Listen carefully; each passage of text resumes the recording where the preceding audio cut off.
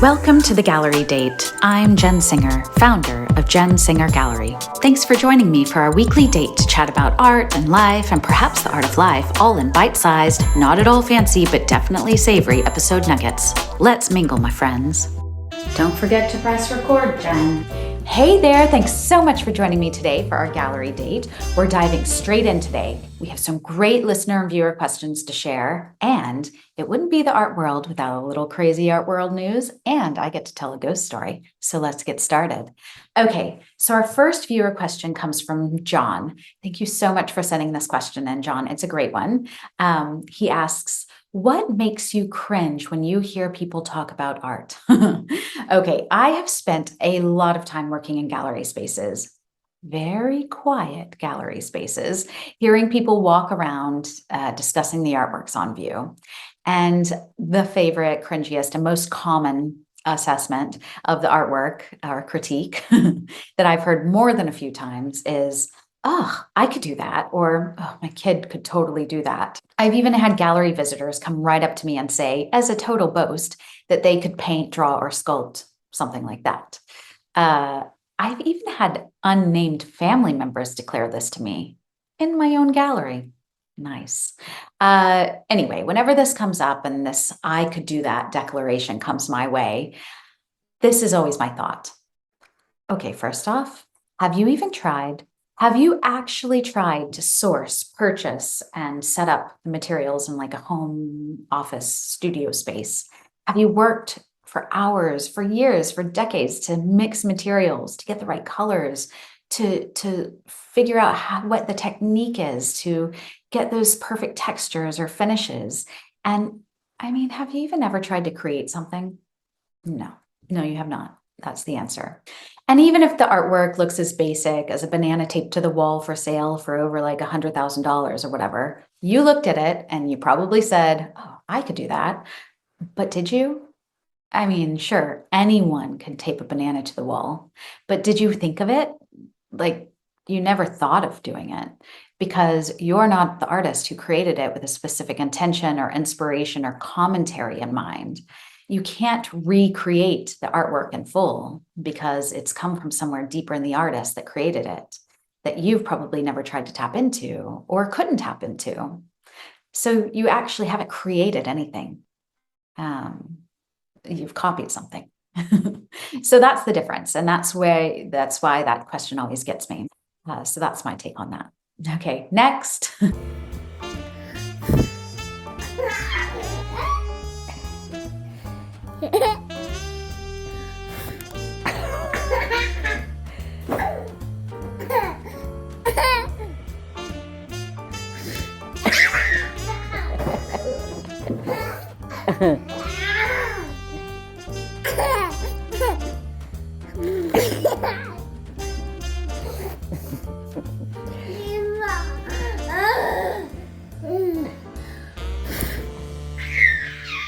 Okay, next up is rapid fire question time. Pachoo. This is a great selection of questions I can or should be able to answer quickly that have come in from viewers and listeners. And I want to thank everyone who sent these in. Please keep them coming. And please, if you do have a question for me, DM your questions to me at Jenn Singer Gallery on Instagram or Facebook. Okay, now for some rapid fire. Okay, question number 1. Alice asks, what do you most regret? Oh, no, I don't do regrets. I honestly try my best not to look back into the past with regret. And this is in business or in life.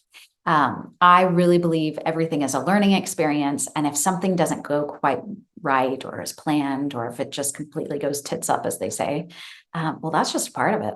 We build and we develop and we grow, we trip, we stumble, we fall.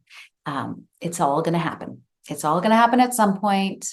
And I think my dance training comes in here. As a dancer, I learned that you're going to fall once in a while. It's going to happen.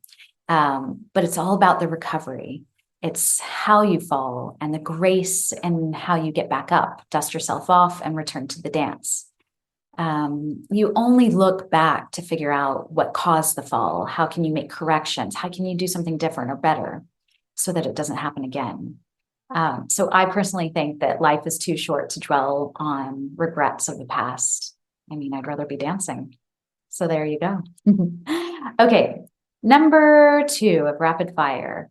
Mike asks, who is your favorite sibling? Okay, now how did we sneak this one in, Mike? How did we sneak this one in again? I'm still not going there, but I'm also pretty sure that you know exactly who it is. Love you. So someone sent in this random nugget of a question, which I kind of love. It's so random, but I love it. And it's also perfect timing because it's October and I love Halloween, even though I don't like scary things.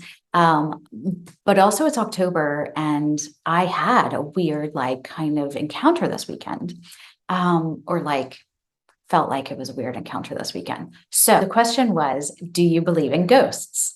So I try not to believe in ghosts because it really freaks me out if I think about it too much. And I like can't watch scary movies. I can't watch haunted house shows. And even like Stranger Things was a little too scary for me, but I got through it. It's fine. I'm fine. But anyway, so this weekend, my son wasn't feeling so great. He had lots of congestion, couldn't sleep, poor thing. And I was up all night one night with him. And at some point, I needed like a change of scenery. Like I needed to leave his bedroom, soothing him, whatever. And I was just like, let's just go downstairs and go into the sitting room. You know, it's warm there from the wood burner that's still, you know, warm from the fire. We're going to sit downstairs and, you know, try to get you to go to sleep. And so I'm holding him, taking him downstairs, and he's turned around toward the direction we're heading, looking out towards the corridor. And he looks out and he's kind of pauses and he goes, Mommy, who's that? And I suddenly remembered, I got goosebumps all over. And I suddenly remembered a story that my husband had told me that morning about the terrible night of sleep he'd had the night before, which was he got up, couldn't sleep, wasn't feeling well, went to the kitchen, made himself a cup of hot cocoa and some toast. And he's sitting there enjoying his cocoa and toast. And he sees a person go by.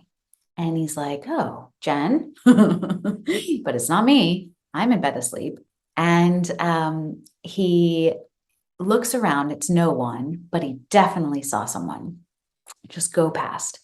And so as that person went past, the baby started crying on the monitor. Like he could hear the baby on the monitor. So he's like, all right, I'm going to check downstairs really quickly, make sure the doors are locked, make sure it's not an intruder, and then go upstairs and check the baby. Fast forward to the next day, I'm carrying the baby down the stairs. He's not feeling well. He says, Mommy, who's that? In the darkness.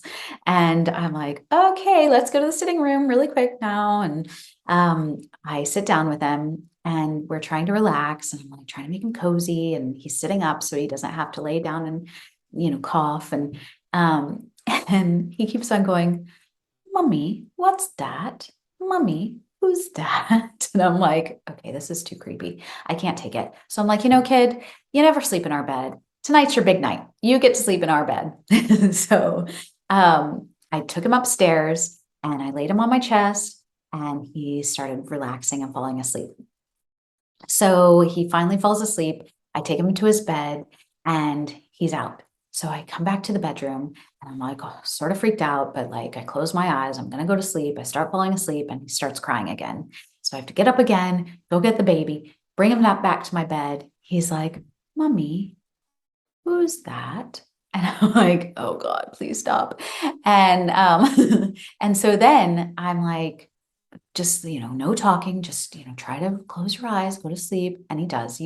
He falls asleep. I put him back in his bed, but as I'm putting him back in his bed, he wakes up and he goes, Mommy, who dat in the kitchen? And I'm like, oh God. Okay. So I was like, sweetheart, there's no one in the kitchen. Daddy, you just saw him in bed. I'm right here. There's no one in the kitchen. And he's like, Mommy, someone in the kitchen. And I'm like, okay, I can't take this. I'm like, okay, go to sleep. Finally get him to sleep. And I have to try to go back to sleep with all that. So all I could think of when I was trying to go back to sleep was that it was Beatrix Potter. It must be Beatrix Potter visiting her old family home because this house used to be a house that she would visit. So when Beatrix Potter was young, she would come here and visit her cousins who lived here. And this is where, in fact, my office, this very room, is where Beatrix Potter would stay. So she actually wrote the Tailor of Gloucester here. Her book, The Tailor of Gloucester, was written in this very room, and she got inspiration from this property for her Peter Rabbit books. So I was like, I just hope it's Beatrix. It just seems like it would be a more friendly ghost. So, maybe Beatrix Potter is coming and seeing the old house and giving us some artistic inspiration. That's what I have to think in my brain, my crazy brain. Wait a second. Did you hear that? Did you hear that? Beatrix? I mean, if you're here and you're gonna hang around, can you give me some inspiration, artistic inspiration? Can I represent you? Do you need a new agent? Is this where we start negotiating? All right, so if you send me some art, maybe some drawings, cute little bunnies, I don't know. Maybe you wanna go in a different direction. I mean, if you're gonna haunt me, at least make me some money. It's only fair. She's into it. October's freaking me out. Now it's time for some crazy art world news. Okay, so we're going to circle back to that story from the beginning of the show about how somebody's kid could do that. Oh, my kid could totally do that. Well, I bring you a story that's been circulating in all the big news outlets like the New York Times and Forbes and ArtNet as well. Of a 10-year-old boy who can definitely do that. So basically, this 10-year-old named Andres Valencia, with the help and encouragement of his parents' friend, Bernie Chase, who owns a gallery in New York, and also with the help of major New York City publicists, he is now selling his paintings for six figures. So he just had his first solo exhibition in New York City at Chase Contemporary, where, his parents' friend's gallery, where all 35 works sold for between $50,000 and $125,000 each. So I guess the backstory is that before all of this, Andres started doodling from age 4, and he started selling watercolors to family friends for about $20 each. And so this is where Chase, the gallery owner, comes into the story. Whenever he would visit the family at their home in California, he would offer the boy $100 for his artwork.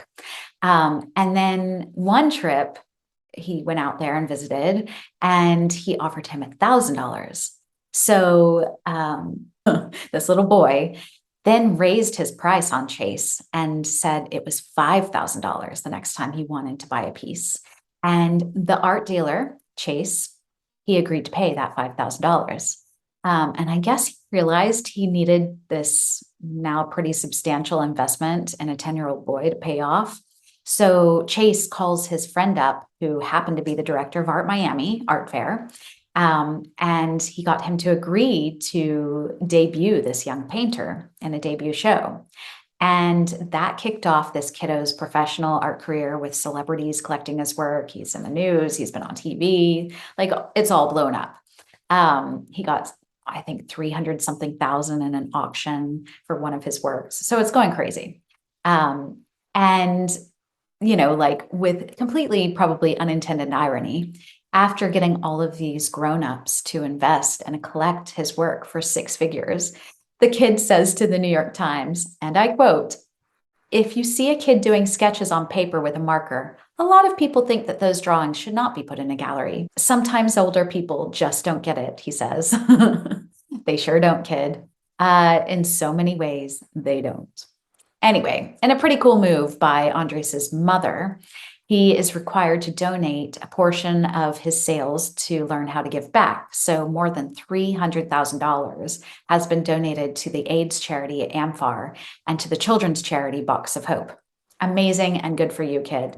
I wonder if his number one supporter and art dealer, Bernie Chase, is matching those donations. Discuss. Okay, that's a wrap. Thank you so much for tuning in to The Gallery Date. Join me for Our Date every Wednesday for a bite-sized episode on thegallerydate.com. Please subscribe, follow, rate, and review The Gallery Date on YouTube, Apple Podcasts, Spotify, or wherever you get your podcasts. Thanks again for joining me, and I'll see you soon.